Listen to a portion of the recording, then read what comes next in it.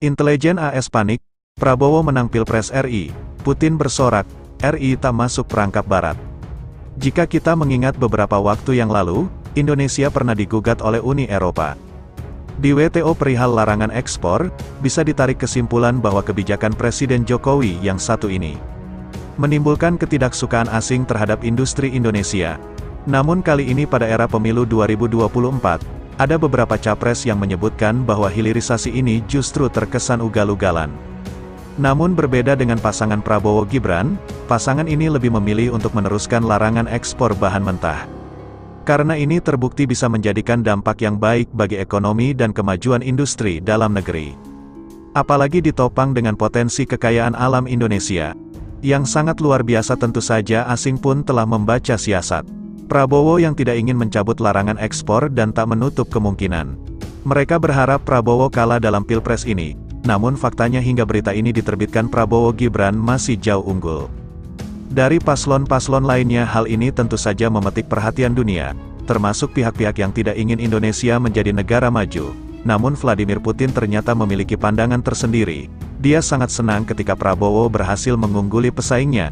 Bahkan Vladimir Putin melalui situs resmi di Rusia, telah mengucapkan secara langsung ucapan selamat kemenangan bagi pasangan Prabowo-Gibran, yang membawa konsep meneruskan hilirisasi Jokowi hanya Prabowo-Gibran. Yang lain tidak tegas pada urusan hilirisasi, hanya tempelan, mereka hanya memikirkan bagaimana bisa berkuasa, tidak punya konsep, yang dijual hanya gimmick agar dipilih. Negara-negara asing yang hingga hari ini masih melawan Jokowi terkait hilirisasi, tentu ingin agar presiden selanjutnya jangan seperti Jokowi. Makanya mereka tidak ingin Prabowo menjadi presiden. Mereka ingin presiden Indonesia selanjutnya orang yang berseberangan dengan Jokowi, ujar Teddy. Teddy menduga ada kepentingan pihak asing menggagalkan Prabowo-Gibran. Dia menilai pihak asing tersebut akan melakukan segala cara untuk berusaha memenangkan lawan dari Prabowo-Gibran. Tentu pihak asing punya kepentingan untuk menggagalkan Prabowo menjadi presiden Republik Indonesia. Mereka tentu bukan hanya berharap, mereka tentu berupaya dengan menghalalkan segala cara agar bisa memenangkan lawan Prabowo-Gibran, ucapnya.